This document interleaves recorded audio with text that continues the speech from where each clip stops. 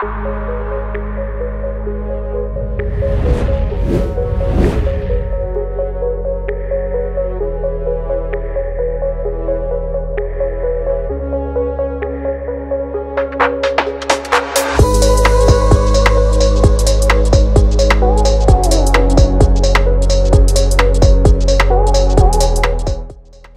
ವೀಕ್ಷಕರೇ, ನೀವು ನೋಡುತ್ತಾ ಇದ್ದೀರಾ MR picture digital YouTube channel. ನಾವು ಈ ದಿನ ಬಂಟ್ವಾಳ ತಾಲೂಕಿನ ಮಾಣಿಲ ಗ್ರಾಮದ ಮುರುವ ನಡುಮನೆ ಮಹಾಬಲ್ ಭಟ್ರವರಲ್ಲಿ ಬಂದಿದ್ದೇವೆ. ಇವರ ಬಗ್ಗೆ ಕೇಳುವ ಬನ್ನಿ. ಸರ್ ನಮಸ್ಕಾರ. ನಾವು MR ಪಿಕ್ಚರ್ ಯೂಟ್ಯೂಬ್ ಚಾನಲಿಂದ ಬರ್ತಾ ಇದ್ದೇವೆ. ನಿಮ್ಮ ಸಾಧನೆಗಳ ಬಗ್ಗೆ ನಮಗೆ ತಿಳ್ಕೊಳ್ಬೇಕು ಅಂತ ಹೇಳುವ ಆಸೆಯಲ್ಲಿ ನಾವು ಬಂದಿದ್ದೇವೆ. ಸರ್, ನಿಮ್ಮ ಬಾಲ್ಯದ ನೆನಪುಗಳನ್ನು ನಮ್ಮೊಟ್ಟಿಗೆ ಹಂಚಿಕೊಳ್ಳಬಹುದೇ? ಹಂಚಿಕೊಳ್ಳಬಹುದು. ಬಾಲ್ಯ ನನ್ನ ಜನನ 1945 ಮಾರ್ಚ್ 31. ಮುಂದೆ 1ನೇ ಕ್ಲಾಸಿನಿಂದ 5ನೇ ಕ್ಲಾಸಿನವರೆಗೆ ಇಲ್ಲಿ ಮಾಣಿಲ ಅನುದಾನಿತ ಹಿರಿಯ ಪ್ರಾಥಮಿಕ ಶಾಲೆಯಲ್ಲಿ ಶಿಕ್ಷಣ ಪಡೆದೆ. ಮುಂದೆ 1956ರಿಂದ 58ರವರೆಗೆ ಪಕ್ಕಳಗುಂಜ ವೇಣುಗೋಪಾಲ ಶಾಲೆಯಲ್ಲಿ ಶಿಕ್ಷಣ ಪಡೆದೆ. ಅಲ್ಲಿ 58ರಿಂದ 62ರವರೆಗೆ ವಿಟ್ಲ ಹೈಸ್ಕೂಲ್ನಲ್ಲಿ ಶಿಕ್ಷಣಕ್ಕೆ ಹೋದೆ. ಅಲ್ಲಿಂದ ಮುಂದಿನ ಭಾಗ 64-65ರಲ್ಲಿ 62-63ರಲ್ಲಿ ಮಂಗಳೂರು ಅಲೋಷಿಯಸ್ ಕಾಲೇಜಿಗೆ ಹೋಗಿ PUC ಮಾಡಿದೆ.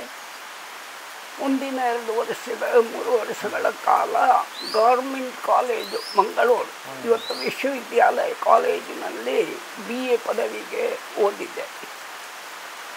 65ರಲ್ಲಿ ನನ್ನ ತಂದೆಯವರು ಮೃತಪಟ್ಟರು. ಆಗ ಮನೆ ಸೇರಿದವ ಮುಂದೆ ಶಿಕ್ಷಣವಾದ ಕೊನೆಯ ಹಂತಕ್ಕೆ ಹೋಗಲಿಕ್ಕೆ, ಡಿಗ್ರಿಯನ್ನು ಪೂರ್ತಿ ಮಾಡಲಿಕ್ಕೆ ಹೋಗಲಿಕ್ಕಾಗಲಿಲ್ಲ. ಹಾಗೆ 65ರಲ್ಲಿ ಮನೆ ಸೇರಿದವ 66ರಲ್ಲಿ ಮಾಣಿಲ ಸೇವಾ ಸಹಕಾರಿ ಸಂಘ ಅಂತ ಇತ್ತು. ಅಲ್ಲಿ ನಿರ್ದೇಶಕನಾಗಿ ಸೇರಿ 2 ತಿಂಗಳಾಗುವಾಗ ಅಧ್ಯಕ್ಷನಾಗುವಂತಹ ವ್ಯವಸ್ಥೆಗಳು ಬಂದವು. ಅಂದರೆ ಈ ಗ್ರಾಮದ ಪಡಿತರವನ್ನು ವಿತರಣೆ ಮಾಡುವಂತಹ ವ್ಯವಸ್ಥೆಗಳು ಇಲ್ಲದೆ ಜನರು ಇಲ್ಲಿಂದ ಅಡ್ಡನಡ್ಕಕ್ಕೆ ಹೋಗಿ ಪಡಿತರ ತರುವಂಥ ವ್ಯವಸ್ಥೆಗಳಿತ್ತು. ಆಗ ಸಾಮಾನ್ಯವಾದಂಥ ಇಲ್ಲಿಂದ ಹೋಗುವಂಥ ಈ 8 ಕಿಲೋಮೀಟ್ರ್ ದೂರವನ್ನು ನಡ್ಕೊಂಡು ಹೋಗಿ ಬರಬೇಕಾಗಿದ್ದರು. ಅಲ್ಲಿಗೆ ಹೋದಾಗ ಪಡಿತರ ಸಿಕ್ಕದೇ ಎಲ್ಲ ತೊಂದರೆ ಆಗ್ತಾ ಇತ್ತು. ಇದನ್ನು ನಿವಾರಿಸುವುದಕ್ಕಾಗಿ ಆ ಹೊತ್ತಿನಲ್ಲಿ ಪಡಿತರ ಚೀಟಿಯ ಈ ಒಂದು ವಾರ್ಡಿನ, ಮಾಣಿಲ ವಾರ್ಡಿನ ಒಂದು ವಾರ್ಡಿನ ಜವಾಬ್ದಾರಿಯನ್ನು ತೆಕ್ಕೊಂಡು ಸೇವಾ ಸಹಕಾರಿ ಸಂಘದ ಮೂಲಕ ಇದನ್ನು ಮಾಡ್ತಾ ಬಂದೆವು. ಮುಂದೆ ಅಲ್ಲಿಂದ 76ರವರೆಗೆ ಮಾಣಿಲ ಸಂಘ ಇತ್ತು. ಮಾಣಿಲ ಸಂಘ ಪೆರುವಾಯಿಗೆ ಸೇರಿ ಇವತ್ತು ಪೆರುವಾಯಿ ಸೇವಾ ಸಹಕಾರಿ ಸಂಘವಾಗಿ ಬೆಳೆದು ಗ್ರಾಮದ ಎಲ್ಲ ಪಡಿತರವನ್ನು ಇವತ್ತಿನವರೆಗೆ ವಿತರಣೆ ಮಾಡುವಂತಹ ಕೆಲಸವನ್ನು ಆ ಸಂಸ್ಥೆ ಮಾಡುತ್ತಾ ಇದೆ. ಅವತ್ತು ಆರ್ಥಿಕವಾಗಿ ಬಹಳ ತೊಂದರೆ ಇಲ್ಲದಂಥ ಸಂಸ್ಥೆ ಇವತ್ತು ಅಭಿವೃದ್ಧಿಯಾಗಿ ಕೋಟ್ಯಾಂತರ ವ್ಯವಹಾರವನ್ನು ಮಾಡಿ ಈ ಗ್ರಾಮದ ಜನರ, ಈಗ ಪೆರುವಾಯಿ ಮಾಣಿಲ ಗ್ರಾಮಗಳ ಜನರ ಎಲ್ಲ ಆರ್ಥಿಕತೆಯ ಭವಿಷ್ಯದ ಎಲ್ಲ ಕನಸುಗಳಿಗೆ ನೆರವೇರುತ್ತಾ ಇದೆ. ಇದು ಒಂದು ಭಾಗ. ಇನ್ನೊಂದು ಭಾಗ 66ರಿಂದ 76ರವರೆಗೆ ಈ ಗ್ರಾಮಕ್ಕೆ ಸರಿಯಾದಂತಹ ಈ ಮುರುವ ಎಂಬಂತಹ ಪ್ರದೇಶಕ್ಕೆ ಸಂಪರ್ಕ ಇರಲಿಲ್ಲ. ಇದನ್ನು 76ನೇ ಇಸವಿಯಲ್ಲಿ ಕುದ್ದು ಪದವಿಯಿಂದ ಪೆರುವಾಯಿಗೆ ಬರ್ತಾ ಇದ್ದ ರಸ್ತೆಯನ್ನು ಮುರುವದವರೆಗೆ ಬರುವ ಹಾಗೆ ಮಾಡಿ ಮಣ್ಣಿನ ರಸ್ತೆಯಲ್ಲಿ ಬಂದು ಈ ಪಡಿತರವನ್ನು ಇಲ್ಲಿಗೆ ಮುಟ್ಟಿಸುವಂತಹ ಕಾರ್ಯಕ್ಕೆ ವಾಹನ ಸಂಚಾರವನ್ನು ಮುರುವಕ್ಕೆ ಆಗುವ ಹಾಗೆ ಮಾಡಿ ಅದೇ ಮುಂದಿನ ಭಾಗ 78ರಲ್ಲಿ ನಾನು ಪಂಚಾಯತ್ ಚುನಾವಣೆಯಲ್ಲಿ ಗೆದ್ದು ಮಾಣಿಲ ಪಂಚಾಯತ್ ಅಧ್ಯಕ್ಷನಾದೆ. ಅಲ್ಲಿಂದ 83ರವರೆಗೆ ನಾನು ಅಧ್ಯಕ್ಷನಾಗಿ ಇಲ್ಲಿ ಕರ್ತವ್ಯ ನಿರ್ವಹಿಸಿದೆ. ಆ ಪಂಚಾಯತಿನ ಭಾಗದಲ್ಲಿ ಪುನಃ 86, 87ರಲ್ಲಿ ಮಂಡಲ ಪ್ರಧಾನನಾಗಿ ಮಾಡಿಲ್ಲ ಪೆರುವಾಯಿ ಆಳಿಕೆ 3 ಗ್ರಾಮಗಳಿಗೂ ಮಂಡಲ ಪ್ರಧಾನಾಗಿ ಸೌಲಭ್ಯಗಳನ್ನು ತರುವಂತಹ ಕೆಲಸ ಶಾಸಕರಾಗಲಿ ಲೋಕಸಭಾ ಸದಸ್ಯರಾಗಲಿ ಸರ್ಕಾರಿ ಅಧಿಕಾರಿಗಳ ಸಂಪರ್ಕದಿಂದ ಬೇಕಾದಂತಹ ಒಂದು ಅಭಿವೃದ್ಧಿಯ ಕಾರ್ಯಗಳನ್ನು ಮಾಡಲಿಕ್ಕಿರುವಂತಹ ವ್ಯವಸ್ಥೆಗಳಾದ ಎಲ್ಲ ರೀತಿಯ ಸಹಕಾರಗಳು ಸಿಕ್ಕುವಂತಹ ಪ್ರಯತ್ನಗಳನ್ನು ಮಾಡಲಾಗಿದೆ. ಈ ಮಧ್ಯದಲ್ಲಿಯೇ ನಮಗೆ 81ನೇ ಇಸವಿಯಲ್ಲಿ ಮಾಣಿಲ ಕುಗ್ರಾಮವಾಗಿ ಗುರುತಿಸಲಾಯಿತು. ಆ ಕುಗ್ರಾಮವಾಗಿ ಗುರುತಿಸಿದಂತಹ ಹೊತ್ತಿನಲ್ಲಿ ಜಿಲ್ಲಾಧಿಕಾರಿ ಎಸ್ ಕೆ ದಾಸ್ ಎಂಬವರು ಈ ಗ್ರಾಮಕ್ಕೆ ಬಂದರು.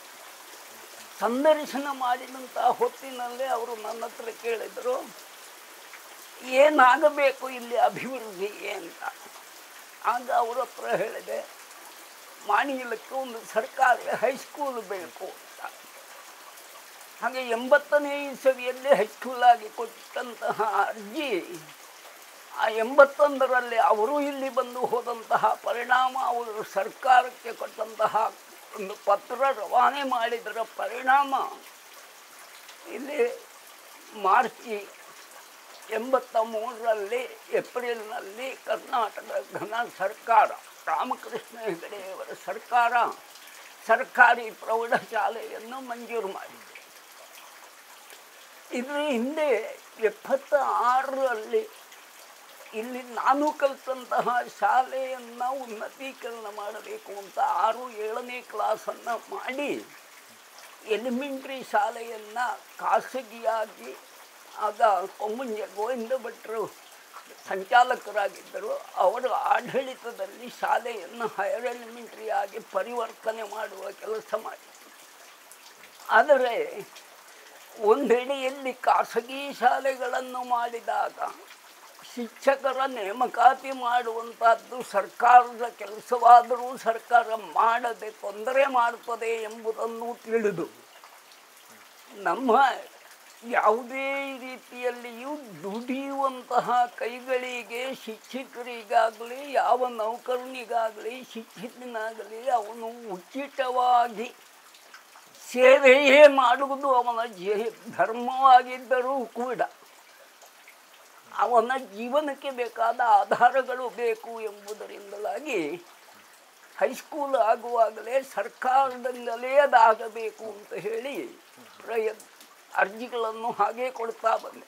ನನ್ನ ಹತ್ರ ತುಂಬ ಜನರು, ನೀವು ಯಾಕೆ ಇಂಗ್ಲೀಷ್ ಮೀಡಿಯಮ್ ಮಾಡಲಿಲ್ಲ, ನೀವು ಯಾಕೆ ಇದನ್ನು ಕನ್ನಡ ಮೀಡಿಯಮ್ ಮಾಡಿದ್ರಿ, ಅದೇ ರೀತಿಯಲ್ಲಿ ಹೈಸ್ಕೂಲನ್ನು ನೀವು ಖಾಸಗಿ ಮಾಡಲಿಲ್ಲ ಯಾಕೆ ಅಂತ ಹೇಳುವ ಪ್ರಶ್ನೆಗಳಿಗೆ ಖಾಸಗೀಕರಣ ಅಂತ ಹೇಳುವಂಥ ಖಾಸಗಿ ಅಲ್ಲ, ನಾವು ಸರ್ಕಾರದ ಎಲ್ಲ ಇದರಲ್ಲಿಯೂ ಭಾರತದ ಸಂವಿಧಾನಕ್ಕೆ ಬದ್ಧರಾಗಿರಬೇಕು ಮತ್ತು ಸರ್ಕಾರದ ಆಶೋತ್ತರಗಳು ಜನರಿಗೆ ಮುಟ್ಟುವಂತಹ ಕೆಲಸ ಆಗಬೇಕು ಅಂತ ಹೇಳುವುದರಿಂದ ಇದರಲ್ಲಿ ಒಂದು ಸೇವಾ ಭಾವನೆ ಇರುವುದರಿಂದ ಮತ್ತು ಎಲ್ಲಿಂತ ಹೇಳಿದರೆ ಈಗ ಇದರಲ್ಲಿ ಆಚಾರ್ಯ ಶಂಕರಾಚಾರ್ಯರು ಹೇಳಿದ್ದೇ ದಿನಮಪಿ ರಜನಿ ಸಾಯಂ ಪ್ರಾತಃ ಶಿಶಿರ ವಸಂತವು ಪುನರಾಯಾತ ಕಾಲ ಕ್ರೀಡತಿ ಗಚ್ಚಟ್ಯಾಯು ಅದಪಿ ನಮಂತ್ಯಾಶಾವಾಯು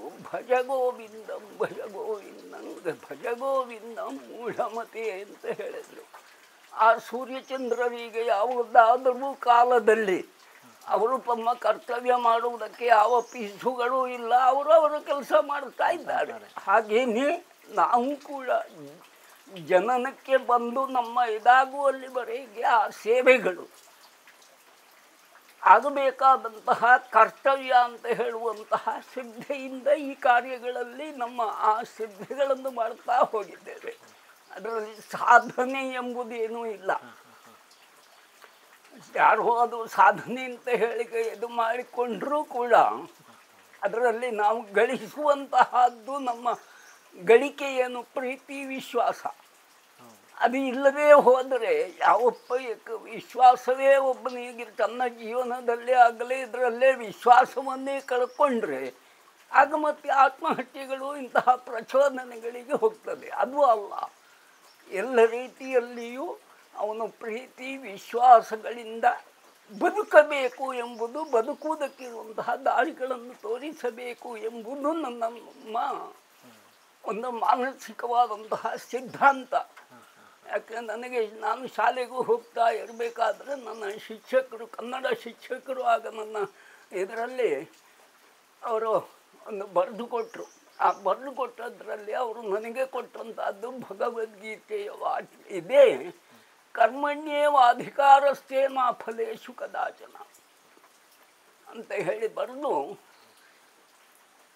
ಅವರು ದರ್ಬೆ ಕೃಷ್ಣ ಭಟ್ ಅಂತ ಹೇಳಿದವರು ಇದರಲ್ಲಿ ಆಟೋಗ್ರಫಿ ಬರೆದು ನನಗೆ ಕೊಟ್ಟದ್ರಲ್ಲಿ ನನಗೆ ಕೊಟ್ಟಂತಹ ಆ ಉಪದೇಶ ಅದು. ಅದನ್ನು ಜೀವನದಲ್ಲಿ ಅಳವಡಿಸಿಕೊಂಡು ಈ ಅಭಿವೃದ್ಧಿ ಕಾರ್ಯಗಳಲ್ಲಿ ಇದರಲ್ಲಿ ಹಾಗೆ 76ರಲ್ಲಿ ಏನು ರಸ್ತೆ ಸಂಪರ್ಕಗಳು ಆಯಿತು ಅದನ್ನು ಮುಂದುವರಿಸಿಕೊಂಡು ಹೋಗಿ ಜಿಲ್ಲಾಧಿಕಾರಿಗಳು ಬಂದು ಇದಾದಂಥ ಹೊತ್ತಿನಲ್ಲಿ ಈ ಗ್ರಾಮಕ್ಕೆ ಕೇಂದ್ರ ಸರ್ಕಾರದ ವಿಶೇಷವಾದಂತಹ ಅನುದಾನ 8 ಲಕ್ಷ ರೂಪಾಯಿ ಅನುದಾನ. ಆ 8 ಲಕ್ಷ ಅನುದಾನದಲ್ಲಿ ಪೆರುವಾಯಿಯ ಕಡೆಂಗೂಡ್ಲಿನಿಂದ ಪಗಳಗುಂಜ ರಸ್ತೆಯ ಅಭಿವೃದ್ಧಿ ಬಂತು. ಡಾಮರ್ ರಸ್ತೆಯೇ ನಿರ್ಮಾಣ, ಹೊಸ ರಸ್ತೆಯ ಹಿಂದೆ ಆದಂತಹ ಉದ್ಯೋಗ ಖಾತ್ರಿಯ ರಸ್ತೆ ಮೇಲೆ ಇದೆ, ಅದನ್ನು ಬಿಟ್ಟು ಹೊಸ ರಸ್ತೆಯನ್ನೇ ನಿರ್ಮಾಣ ಮಾಡಲಾಯಿತು. ಅದಕ್ಕೆ ಭೂಮಿಗಳು ಇದು ಹೋಗುವಂತಹ ಹೊತ್ತಿನಲ್ಲೇ ಅವರ ಹತ್ರ ಹೋಗಿ, ಸ್ವಾಮಿ ನಿಮಗೆ ಅನುಕೂಲ ಆಗ್ತದೆ, ನಿಮ್ಮ ಸ್ವಲ್ಪ ತ್ಯಾಗ ಮಾಡಿ ಅಂತ ಹೇಳಿ ಯಾರ ಭೂಮಿಗಳು ಹೋಗ್ತದೋ ಅವರಿಗೆ ಕೈ ಮುಗಿದು ಅದನ್ನು ಕೇಳಿದ್ದೇವೆ, ಅವರು ಬಿಟ್ಟು ಕೊಟ್ಟಿದ್ದಾರೆ. ಅಂತಹ ಕಡೆಗಳಲ್ಲಿ ರಸ್ತೆಯಾಗಿ ಹೋಗಿದೆ. ನಾವು ಸಮಾಜಕ್ಕಾಗಿ ಅಲ್ಲದೆ ಎಲ್ಲ ಸಮಾಜ ನಮಗಾಗಿ ಅಂತ ಹೇಳುವಂತಹ ಕಲ್ಪನೆಗಳೇ ನಮ್ಮ ಹತ್ರ ಇಲ್ಲ. ಆ ಇದರಲ್ಲಿ ಸಮಾಜಕ್ಕೆ ಎಷ್ಟು ಅನುಕೂಲತೆಗಳಂದರೆ ಅವತ್ತು ಗ್ರಾಮಕ್ಕೆ ರಸ್ತೆಗಳಿಲ್ಲದಿದ್ದಲ್ಲಿ ನನಗೆ ತೃಪ್ತಿ ಇದೆ. ಈ ಗ್ರಾಮದ ಪ್ರತಿ ಮನೆಗಳಿಗೆ ಒಂದು 25 ಮೀಟರಿನ ಒಳಗೆ ಇವತ್ತು ಮಣ್ಣಿನ ರಸ್ತೆಗಳು, ಡಾಮರ್ ರಸ್ತೆಗಳು, ಕಾಂಕ್ರೀಟ್ ರಸ್ತೆಗಳು ಅಂತ ಹೇಳಿ ಒಂದು 25 ಮೀಟರಿನ ಒಳಗೆ ಪ್ರತಿ ಮನೆಯವರು ರಸ್ತೆಗೆ ಮುಟ್ಟುವಂತಹ ಕಾರ್ಯ ಆಗಿದೆ. ಮತ್ತೆ ಸರ್ ಬಸ್ಸಿನ ವ್ಯವಸ್ಥೆ, ಬಸ್ ಬರ್ತಾ ಇರಲಿಲ್ಲ. ಹೌದು, ಬಸ್ಸು ನೋಡಿ ಇದೆ 76ರಲ್ಲಿ ಆದಂಥ 83ರಲ್ಲಿ ಈ ರಸ್ತೆ ಕಂಪ್ಲೀಟ್ ಆಯಿತು. ಆಗ ಅದೇ 14/8/83ರಲ್ಲಿ ಹೈಸ್ಕೂಲು ಉದ್ಘಾಟನೆ ಆಯಿತು. ಹೈಸ್ಕೂಲು ಉದ್ಘಾಟನೆ ಆದ ಕೂಡಲೇ ಬಸ್ಸು ಸಂಚಾರ ಆರಂಭ ಮಾಡಬೇಕು ಅಂತ ಹೇಳಿ ಜಿಲ್ಲಾಧಿಕಾರಿಗಳಿಗೆ RTOಗಳಿಗೆ ಅರ್ಜಿ ಕೊಡಲಾಯಿತು.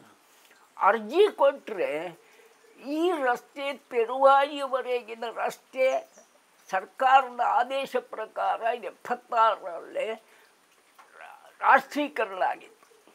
ಇದರಿಂದಾಗಿ ರಾಷ್ಟ್ರೀಕರಣಗೊಂಡಂತಹ ಇದರಲ್ಲಿ ಖಾಸಗಿಯವರಿಗೆ ಕೊಡಲಿಕ್ಕಾಗುವುದಿಲ್ಲ ಅಂತ ಹೇಳುವುದು ಒಂದು ಭಾಗ.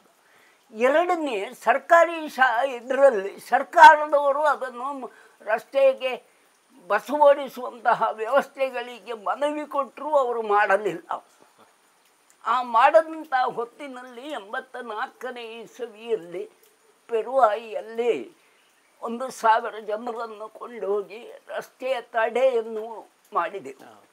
ಆ ರಸ್ತೆ ತಡೆ ಮಾಡಿದಂಥ ಹೊತ್ತಿನಲ್ಲಿ ಸಂಜೆಯವರೆಗೆ ರಸ್ತೆಯನ್ನು ಮುಚ್ಚಿ ಎಲ್ಲ ನಮಗೆ ಹೋದವರಿಗೆ ಕಾಫಿ ಚಾಯಕ್ಕೆ ನಮ್ಮ ಫಲಾಹಾರದ ವ್ಯವಸ್ಥೆಗಳನ್ನು ಮಾಡಿ, ಅನ್ನ ಸಾರು ಅಂತ ಹೇಳಿ ಫಲಾಹಾರ ವ್ಯವಸ್ಥೆಗಳನ್ನು ಮಾಡಿ ಆ ಜನರನ್ನು ಬೀದಿಯಲ್ಲಿ ಕೂತುಗೊಳಿಸಿ 3 ಗಂಟೆಯವರೆಗೆ KSRTC ಆಫೀಸರುಗಳು ಜಗ್ಗಲಿಲ್ಲ.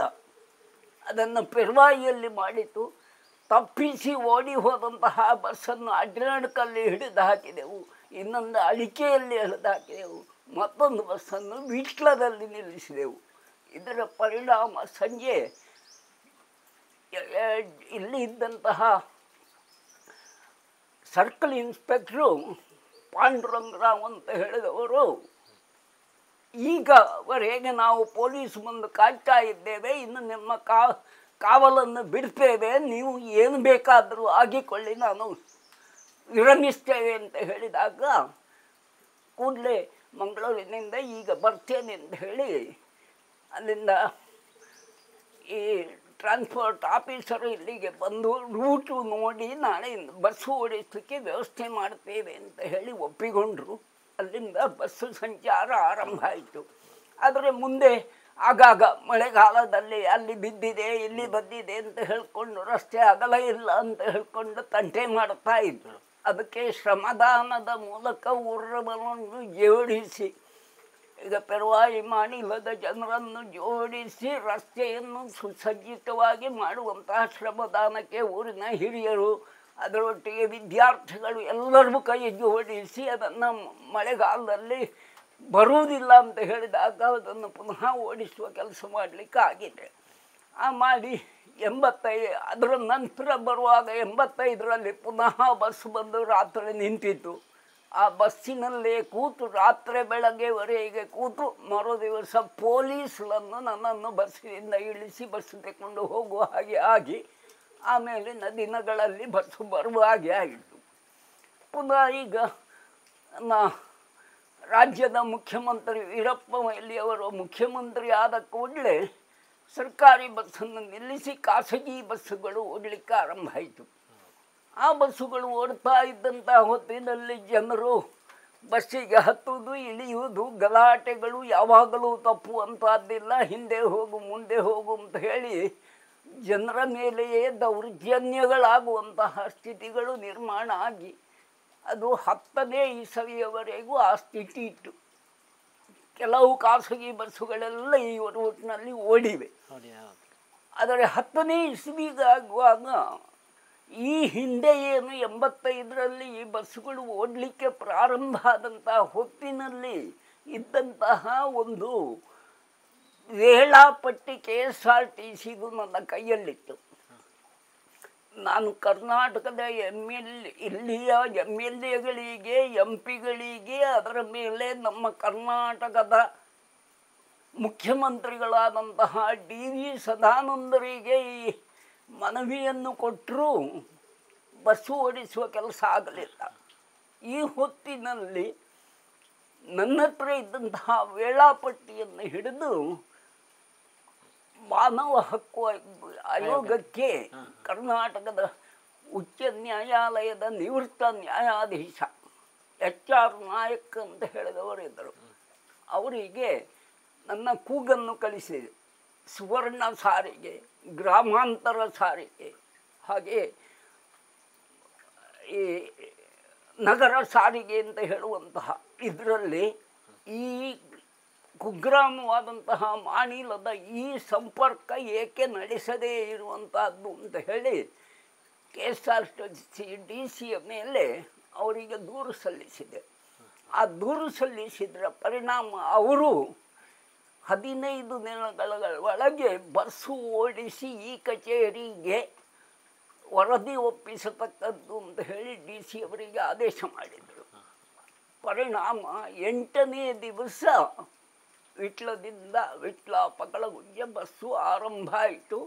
ಇವತ್ತು ಅದು ಮುಂದೆ ಮುಂದೆ ಬೇರೆ ಬೇರೆ ರೀತಿಯ ಜನರನ್ನು ಸಂಪರ್ಕ ಮಾಡಿ ಜಿಲ್ಲಾಧಿಕಾರಿಗಳನ್ನು ಸಂಪರ್ಕಿಸಿದ್ದರಿಂದ ಇವತ್ತು ಮಾಣಿಲದ ಪಗಳಕುಂಜದಿಂದ ಧರ್ಮಸ್ಥಳ, ಪುತ್ತೂರು, ಮಂಗಳೂರು ಹೀಗೆ ಬಸ್ಸುಗಳು ಓಡ್ತಾ ಇವತ್ತು ಹೋಗುವಂತಹ ಜನರಿಗೆ ಈಗಿನ ಹೊಸ ಸರ್ಕಾರದ ಸಿದ್ದರಾಮಯ್ಯರ ಸರ್ಕಾರದಲ್ಲಿ ಮಹಿಳೆಯರಿಗೆ ಉಚಿತ ಹೋಗಲಿಕ್ಕಾಗಿದೆ. ಇದರಿಂದಾಗಿ ಈ ಬಸ್ಸುಗಳು ಯಾವಾಗಲೂ ತುಂಬಿ ತುಳುಕುತ್ತಿವೆ.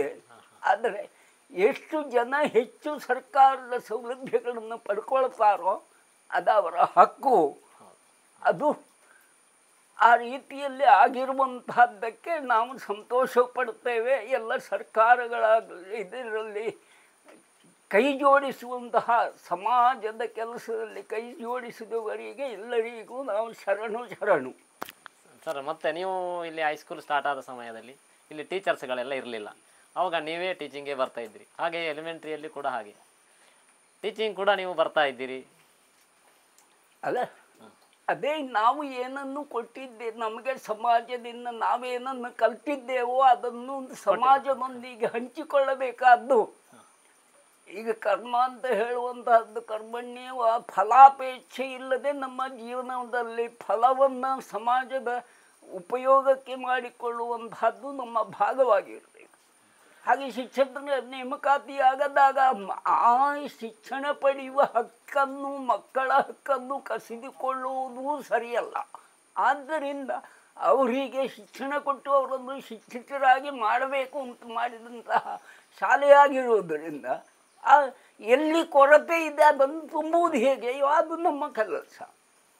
ಹಾಗೆ ನೀವು ಪಾಠ ಕೂಡ ಮಾಡ್ತಾ ಇದ್ದೀರಿ. ಹಾಗೆ ಪಾಠ ಮಾಡ್ತಾ ಇದ್ದದ್ದು ಅದೇ ನಾನು 8, 9, 10ರಲ್ಲಿ ಹಿಂದಿ ಕಲ್ತಿದ್ದೆ. ಈ 76ನೇ ಇಸವಿಯಲ್ಲಿ ಹೈಯರ್ ಎಲಿಮೆಂಟ್ರಿ ಮಾಡಿದಾಗ 6, 7ನೇ ಕ್ಲಾಸಿಗೆ 6, 7, 8ನೇ ಕ್ಲಾಸಿಗೆ ಹಿಂದಿ ಬೇಕಾಗಿತ್ತು. ಹಿಂದಿ ಕಲಿಸುವಂತಹ ಶಿಕ್ಷಕರಿಲ್ಲ. ಇನ್ನೇನು ಮಾಡೋದು, ಕೂತ್ಕೊಂಡು ಹಿಂದಿ ಬರೆದ ಅಕ್ಷರಗಳನ್ನು ಹೊಸ ಇವುಗಳನ್ನು ನೋಡಿ ಅಭ್ಯಾಸ ಮಾಡಿ ಹಿಂದಿಯನ್ನು ನಾನು 1-2 ತಿಂಗಳು ಕಲಿತು ಅದನ್ನು ಹೋಗಿ ಮಕ್ಕಳಿಗೆ ಪಾಠ ಮಾಡಿ ಆ ಮಕ್ಕಳು 100ಕ್ಕೆ 100 ಮಾರ್ಕು ತೆಕ್ಕೊಂಡು ಇವತ್ತು ಎಲ್ಲೆಲ್ಲಿಯೋ ಉದ್ಯೋಗಗಳಲ್ಲಿ ಬಹಳ ಇದರಲ್ಲಿ ಇದ್ದಾರೆ. ಸರ್, ನಿಮ್ಮ ತಂದೆಯರಿರುವ ಕಾಲದಲ್ಲಿ ಕೂಡ ಇಲ್ಲಿ ಎಷ್ಟೋ ಜನ ಇಲ್ಲಿ ಬಂದವರಿಗೆ ನಿಲ್ಲುವಂಥ ವ್ಯವಸ್ಥೆ, ಹಾಗೆ ಮನೆಗಳನ್ನು ಕೊಟ್ಟು ಅವರಿಗೆ ಇಲ್ಲಿಯೇ ಕೆಲಸವನ್ನು ಕೊಟ್ಟು ಇದು ಮಾಡಿದ್ದೀರಿ ಅಂತ ಹೇಳಿ ತಂದೆಯವರು ಹೇಳ್ತಿದ್ರು ನಮಗೆ. ಆ ಬಗ್ಗೆ ಹೌದಾ? ಅದು ಕೂಲಿಗೆ ಇದಕ್ಕೆ ಅಂತ ಹೇಳ್ಕೊಂಡು ತುಂಬ ತೊಂದರೆಯಲ್ಲಿ ಇರುವಂತಹ ಹೊತ್ತಿನಲ್ಲಿ ಆರ್ಥಿಕವಾದಂತಹ ತೊಂದರೆಗಳಾದಾಗ ಆಶ್ರಯವನ್ನು ಕೇಳಿಕೊಂಡು ಬರುವುದು ಸಹಜ. ಆಗ ಆ ರೀತಿಯಲ್ಲಿ ಬಂದಂತಹ ಜನರಿಗೆ ಊಟ, ವಸತಿ ಮತ್ತೇನು ಬೇಕು ಅದನ್ನು ದಾನ ಮಾಡುವುದು, ಧರ್ಮ ಮಾಡುವುದು ನಮ್ಮ ಕಾರ್ಯ. ಆಗ ಎಷ್ಟೋ ಜನ ವರ್ಷ ಈಗ ಮಳೆಗಾಲದಲ್ಲೆಲ್ಲ ಬೇಡಲಿಕ್ಕೆ ಇದಕ್ಕೆ ಕೇರಳದ ಭಾಗಗಳಿಂದ ಬರ್ತಾ ಇದ್ದರು. ಬಂದಂಥ ಹೊತ್ತಿನಲ್ಲಿ ಇಲ್ಲಿಯೇ ನಿಂತು ರಾತ್ರಿ ಕಳೆದು ಮರುದಿವಸ ಬೆಳಗ್ಗೆ ಇದೆಲ್ಲ ಏನಾದರೂ ಕೊಟ್ಟದ್ದನ್ನು ತೆಕ್ಕೊಂಡು ಹೋಗುವಂಥದ್ದು ಅದು ಹಿರಿಯರ ಕಾಲದಿಂದಲೇ ನಡೀತಾ ಇತ್ತು. 50-100 ಜನ ಒಮ್ಮೆ ಬರುವುದು, ಬೇಡಲಿಕ್ಕೆ ಬರುವುದು ಮಾಡ್ತಾ ಇದ್ದರು. ಆ ಹೊತ್ತಿನಲ್ಲಿ ಅವರಿಗೆ ರಾತ್ರಿಯಲ್ಲಿ ಊಟ ಕೊಡುವುದು, ಪಾತ್ರೆ ಇದೆಲ್ಲ ಕೊಟ್ಟು ಊಟ ಮಾಡಿಸಿ ಅವ್ರಿಗೆ ಊಟ ಮಾಡುವ ಹಾಗೆ ಮಾಡಿ ಇದು ಮಾಡುವಂಥದ್ದು ನಡೀತಾ ಇತ್ತು. ದಾನ ಧರ್ಮಗಳು ಭಾಗ ಅದು ನಡೀತಾ ಇತ್ತು. ಮತ್ತೆ ಸರ್, ನಿಮ್ಮ ಜಾಗವನ್ನೇ ಜಾಗದಲ್ಲಿ ಅದೇ ಮನೆಗಳು ಈಗ ಎಷ್ಟೋ ಜನ ಆರ್ಥಿಕವಾದಂತಹ ದೃಷ್ಟಿಗಳಾದಾಗ ಏಲಮ್ಮ ಏದೋ ಸಾಲ ತೆಗೆದು ಅದು ಏಲಮ್ಮ ಆಗಿ ಹೋದಂಥ ಹೊತ್ತಿನಲ್ಲಿ ಅಂತಹ ಕಡೆಗಳಿಗೆ ಹೋಗಿ ಅವರನ್ನು ಆ ಸಾಲಗಳನ್ನು ಮುಗಿಸಿ ಅವರನ್ನು ಅಲ್ಲಿ ಕೂತುಕೊಳ್ಳಿಸಿ ವ್ಯವಹಾರಗಳಲ್ಲಿ ಅವರನ್ನು ಕೂತುಕೊಳ್ಳಿಸಿ ಮರಳಿ ಆ ಜನಗಳನ್ನು ಯಾರಿಗೆ ಸಹಾಯ ಬೇಕೋ ಕಾಲದಲ್ಲಿ ಅದನ್ನು ಮಾಡುತ್ತಾ ಬಂದಿದ್ದೇವೆ. ಅದು ಹಿರಿಯರ ಕಾಲದಲ್ಲಿ ಎಷ್ಟೋ ಕಡೆಯಲ್ಲೆಲ್ಲ ನಡೆದಿದೆ. ಈಗ ಬೇರೆ ಬೇರೆ ಕಡೆಯಿಂದ ನಮಗೆ ಇದಾದಂಥ ಈಗ ನನ್ನ ಅನುಭವಕ್ಕೆ ಬರುವಂಥ ಹೊತ್ತಿನಲ್ಲಿಯೇ ಈಚೆಗೆ ಕೇರಳದ ಇದರಲ್ಲಿ ಕೋಳಿಕಚೆ ಅಂತ ಇದೆ, ಮತ್ತು ಇಲ್ಲಿ ಶಾಂತಪದವಿದೆ. ಈಗ ಇಲ್ಲೇ ಇದ್ದಂಥ ಈಗ ಮಾಣಿಮೂಲೆಯಲ್ಲಿ ಇರುವಂಥವರು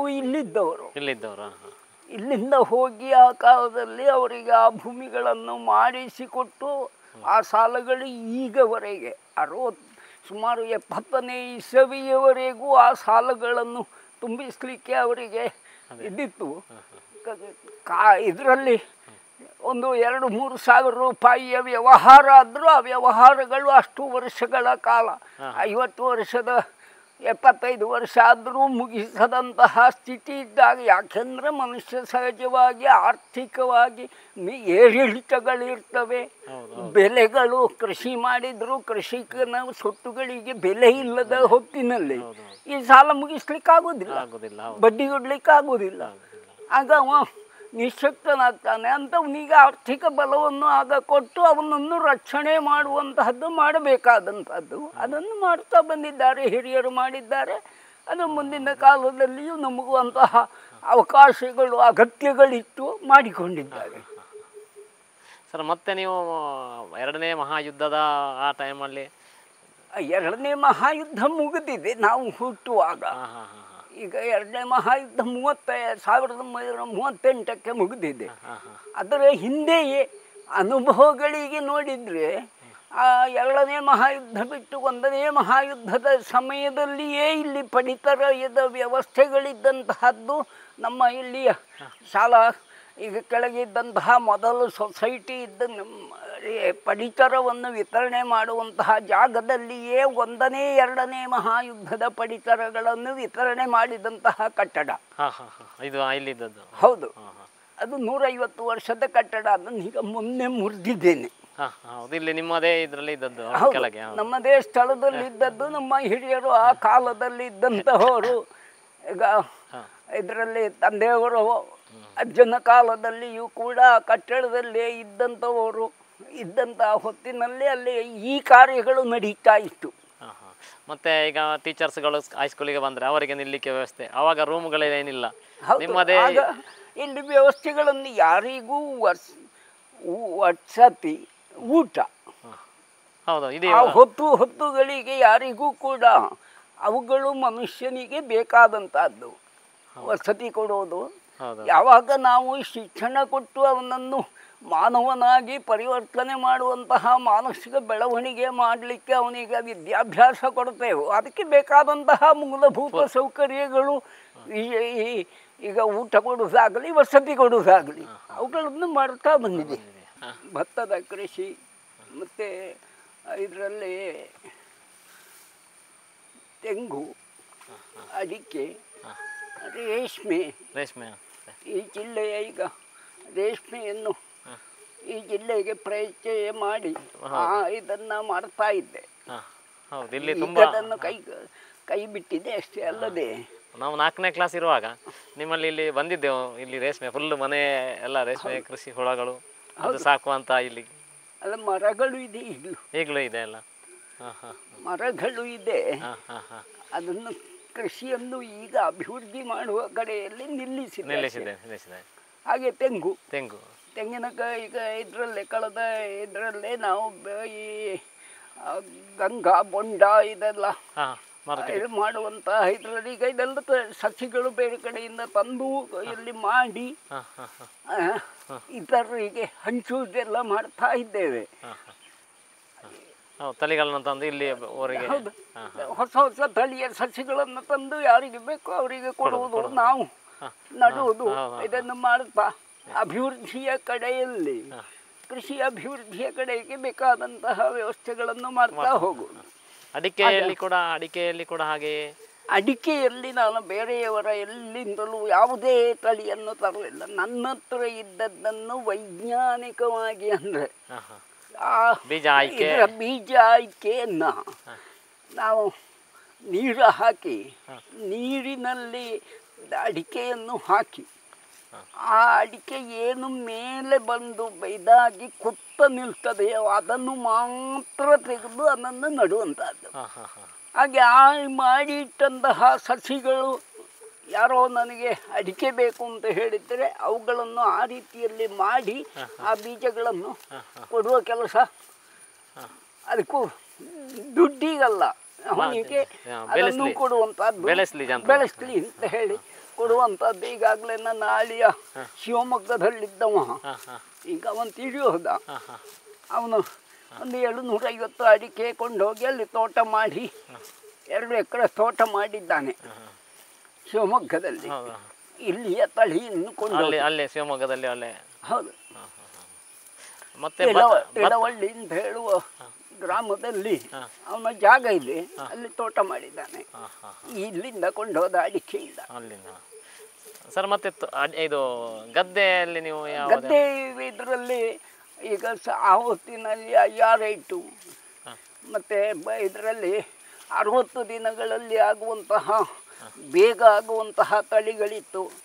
ಆಮೇಲೆ ಜಯ, M4 ಹೀಗೆ ಬೇರೆ ಬೇರೆ ತಳಿಗಳನ್ನು ವಾರ್ಷಿಕವಾಗಿ ಈಗ ಈ ವರ್ಷದಲ್ಲಿ ಈಗ ನಾನು M4 ತಳಿಯ ಇದನ್ನು ನೇಗಿಯನ್ನು ತಂದು ಈಗ ಬಿತ್ತಿದ್ದೇನೆ. ಕಳೆದ ವರ್ಷ ಇದರಿಂದ ಮಂಗಳೂರು ಕೃಷಿ ವಿಶ್ವವಿದ್ಯಾಲಯದಿಂದ ತಳಿ ತಂದು ಒಂದು ಬೀಜ ತಂದು ಇದು ಮಾಡಿ ಇದೆ. ಅದು ಇಲ್ಲಿ ಇನ್ನೊಬ್ಬರಿಗೆ ಕೊಟ್ಟಿದ್ದೇನೆ, ಅವರ ಹತ್ರ ಅವರು ಬೆಳೆಸ್ತಾ ಇದ್ದಾರೆ.